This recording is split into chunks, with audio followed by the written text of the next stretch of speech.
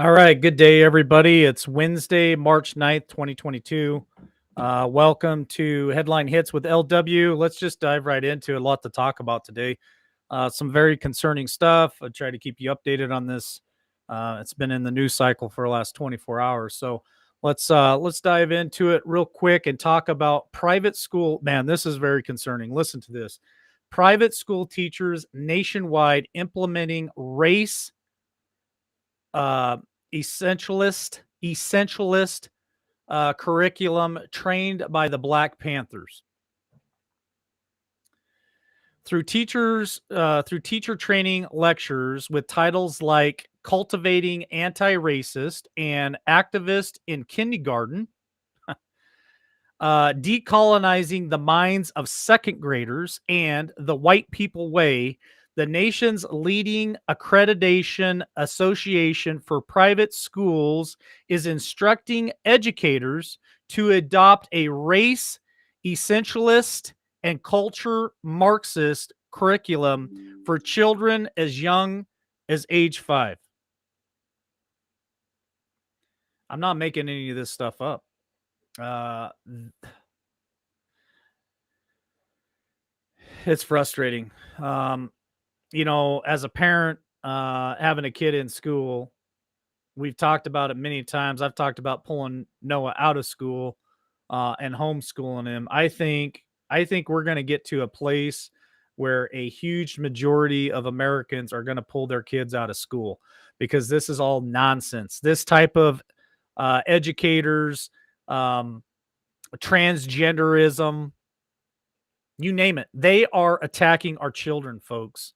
The war is shifted from us to our children. Wake up. All right, here's the next headline. Pence. I know he's been dead, I don't know, 24 times. He's got, I think, 142 clones. I don't know.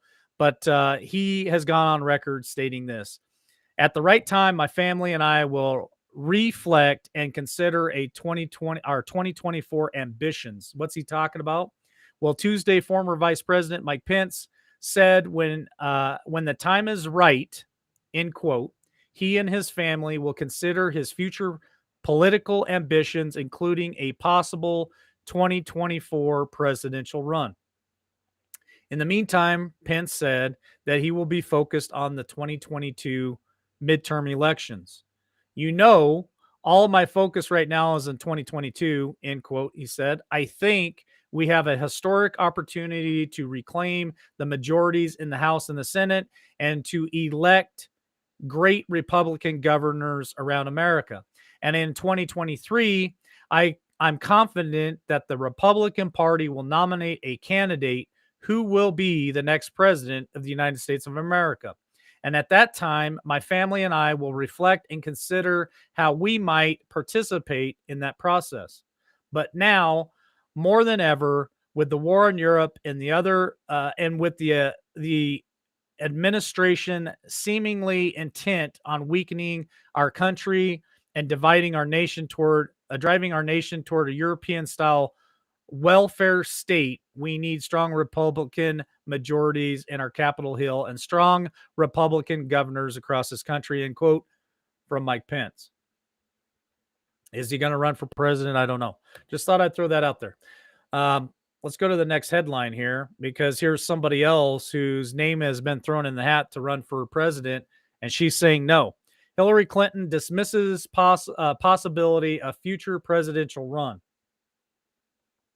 Tuesday on MSNBC's Morning Joe, former Secretary of State Hillary Clinton downplayed the possibilities of another presidential run when asked by co-host Mika Brzezinski. Clinton came up short in her two bids in 2008 and 2016. However, some have speculated about Clinton as a Democratic candidate in 2024 should incumbent President Joe Biden decide not to seek second term. Well, heck, it took Joe 3 times to get there, Hillary. So maybe third time's a charm for you too, especially if we're still using, those machines on election day. You might have a real shot at it this time. All right, let's hit the next headline and let's talk about our current, well, he's not my president, But the current person who's occupying the White House, that I guess has the most popular president of all time, the most votes of all time. So let's talk about him real quick. Joe Biden shrugs off high gas prices. Can't do much about it right now. I can't make this up. President Joe Biden shrugged at high gas prices on Tuesday, just hours after promising Americans that he would do whatever it took to lower them. Quote, can't do much right now, end quote, he told reporters when he was asked about the spiking high gas prices. And he, quote, Russia is responsible, end quote. That was his answer. Couldn't be that from day one when you took office that you canceled the Keystone Pipeline, you put all those environmental restrictions on fracking. You pulled permits from fracking. You went after all the oil companies here in America. War on oil here in America. It couldn't be that, Joe. Has to be Putin's fault. Has to be Russia's fault. Biden spoke about gas prices after exiting Air Force One in Texas for an event on veterans health care. When reporters asked Biden what his message to Americans suffering from the effects of half gas prices, his reply was, well, they're going to go up. The president appeared nonchalant about the gas prices just hours after promising to work to bring them down. I'm going to do everything I can to minimize Putin's price hike here at home, end quote, said Biden during a speech Tuesday morning at the White House. Even old Circle Back, she's got a new title now. So every time she's asked a question, she'll respond in this manner. I'm not going to give you a nod or a wink or any specifics. I've heard her say this many times now because she's getting away from the circle back comment. So now she's taking a different approach. And she said, adding to that, there are a range of options on the table. That's what she always says now. So now her response to any question that she doesn't want to answer is, well, I can't give you the specifics, and there's a range of options on the table. That is coming from the current administration on high gas prices. So let's hit the next headline here, which is why Putin may cut off Europe's gas. The baseball manager, Yogi Berra, complained that a nickel ain't worth a dime anymore on Monday. However, a nickel was suddenly worth seven dimes. Let's talk about that. Precious metals. There's some issues with nickel right now. Nickel is used for a lot of things. The metal for which 5-cent piece is named soared in trading, with 3-month forward contracts jumping from 20,000 to 100,000. Things got so wild that the London Metals Exchange suspended trading altogether and said it may not reopen until next week. They shut trading down because trading for nickel went absolutely berserk yesterday. The root cause of this week's nickel freakout was Russia's invasion of the Ukraine. Russia is a major supplier of nickel, which is in a short supply due to the rising demand for use in lithium batteries. What else do we use lithium batteries for? Could it be electric cars? I don't know. So what's that going to do to the price of the electric cars? Traders are worried that Russian supplied might be removed from the market. A lot of sanctions on Russia right now. So what is Russia going to do? They're going to fight back. They're not going to just lay down. Keep an eye on nickel, folks. Keep an eye on platinum. Keep an eye on gold and silver. Gold has now jumped up to record highs of over 2,000. Silver, I haven't checked. Well, let me check right now. Silver was at $25 an ounce yesterday, and we've been talking about this. Buy your silver as quick as you can. Now silver is $26 an ounce. Gold is $2,003 an ounce, down $48 from yesterday. So precious metals is rising. Protect yourself. That's all I can say. If you guys are interested in more information, you can go to info@milesfranklin.com. I'm thinking I'm going to reach out to Andy and see if he can come on and talk to us about the economy. I've been paying attention to the Economic Ninja on YouTube. You guys check him out. He's putting out a lot of great information. Um, a lot of stuff going on, and we really gotta just take care of ourselves here and be self-sufficient. All right, next headline. Trump on the Nord Stream 2. I shut it down, then Biden opened it up. Well, he's not former. He is my president, Donald Trump, is bashing his Democratic predecessor, President Joe Biden. I don't even want to call him president for enabling Russian President Vladimir Putin by opening up the Nord Stream 2 pipeline for Russia to pump natural gas to Western Europe. Let's drop down and see exactly what he said in this interview. There was nobody tougher on Russia than I was. I mean, he says that a lot. Trump said in an interview with McDaniel, and I would say that Putin would, if he was being honest, would say that the sanctions I put on was one that ended the Nord Stream. There was never anybody even close. I mean, Nord Stream 2 was the biggest thing. Nobody ever even heard of it until I came along and complained, and he was looking out for America, folks. He always put America first. And when I shut it down, there was never anything so big that happened to Russia than shutting down the Nord Stream 2. Then Biden came along and reopened it immediately. I can't even believe it. And now we are where we're at. It's a disgrace. The other thing we are is we're just a little while ago energy independent. And I'm going to stop there. There's a lot more he goes into. Um, Crude was down to $40 a barrel. Now it's up to about 130. This administration is a total dumpster fire and debacle. So Trump was just in the interview pointing out the things that he did as president, which put America first, and we want him back. We want him back immediately. So if you're listening to us, Trump, please come back. We need you. We're tired of this crap. All right, let's dive into some more serious content here, and let's talk about nuclear. Nuclear watchdog says it lost contact with Russian-controlled Sarajevo. Russian-occupied forces have disconnected Sarajevo nuclear power plant in northern Ukraine from the national power grid, igniting safety fears at the site. The global nuclear watchdog warned on Wednesday, which is today. The International Atomic Energy Agency, which is abbreviated IAEA, said Ukraine had notified it about a loss of control over the site, which had been taken by the Russian troops. Now, where does this fit into everything? Well, the point is,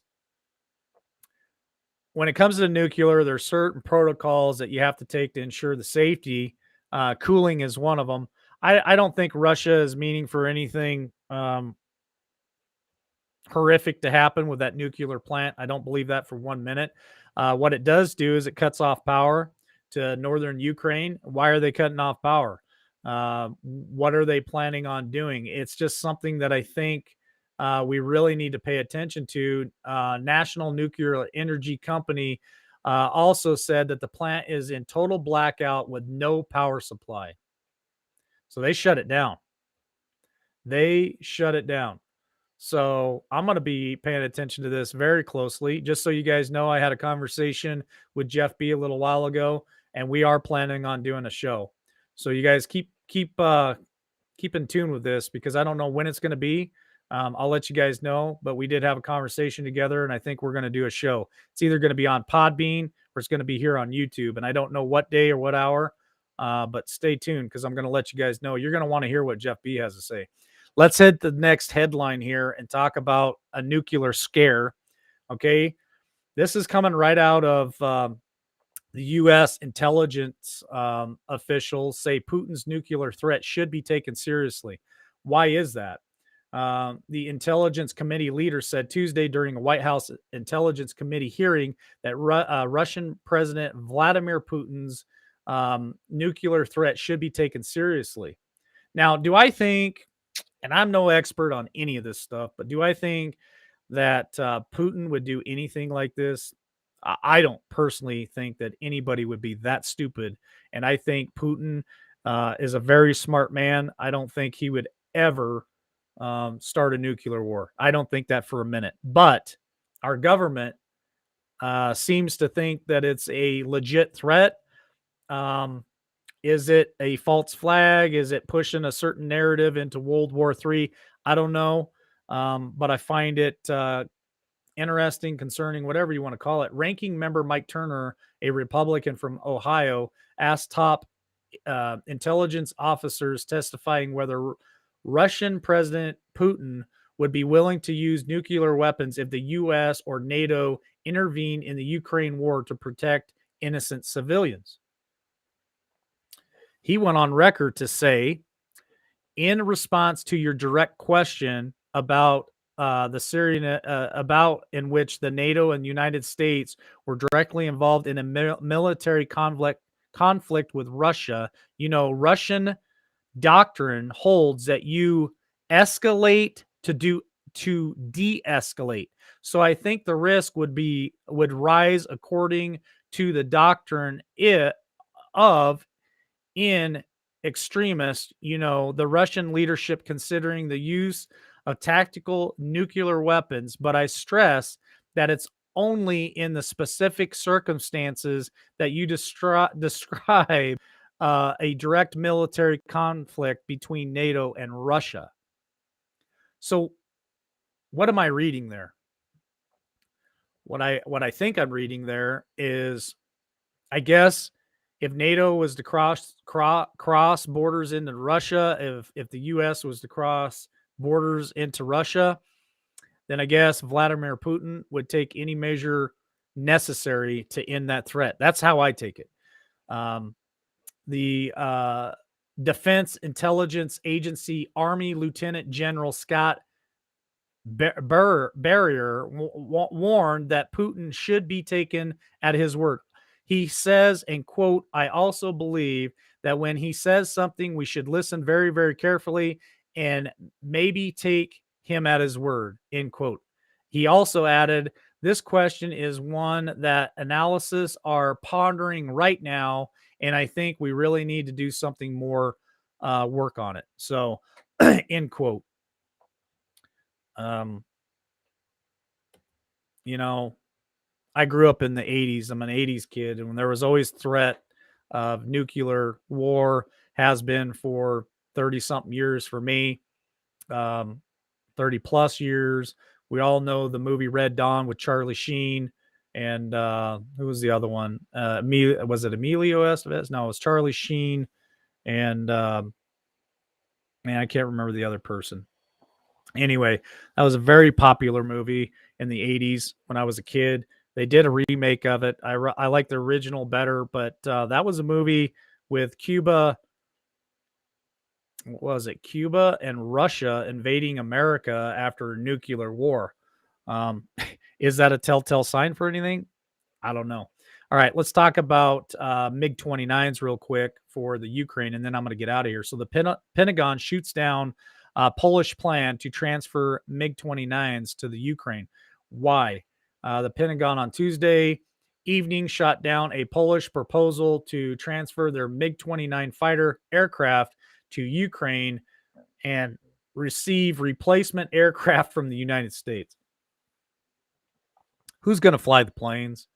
If the Ukraine does not have pilots, and I think they do, but I mean, what are they trying to do here? And then they're expecting America to replace those MiG-29s with what? With our F-16s, with our with some of our fighter aircraft. This stuff is so disturbing. I don't think anybody knows what the hell they're doing or what the hell's going on, to be honest with you. It's just a total debacle. Germany's getting involved. Germany to hand over to the Ukraine.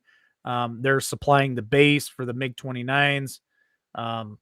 Zelensky has appealed to NATO members to send aircraft and more weapons as Russia forces continue to encircle majority of Ukrainian cities, including the capital of Kyiv. This ain't over yet, folks. I'm telling you right now, this is not over. It's just starting. Where this goes, I have no idea. That's why I want to get Jeff's opinion on things. So, like I said, stay tuned. We'll have Jeff on here real soon and see what it is that he thinks is going on. So that's all we have for today. Don't forget, I'll be on later this afternoon at 3 p.m. Eastern Standard Time for Podbean. And today, I believe I got John E. and Mountain Man on, and we're going to talk about 11.3. So if you guys want to know more about 11.3, check us out over on Podbean at 3 p.m. Eastern Standard Time. And then I'll be back on this evening at 8 p.m. Eastern Standard Time right here, Facebook, Twitch, and YouTube. Love you all. Have a great day.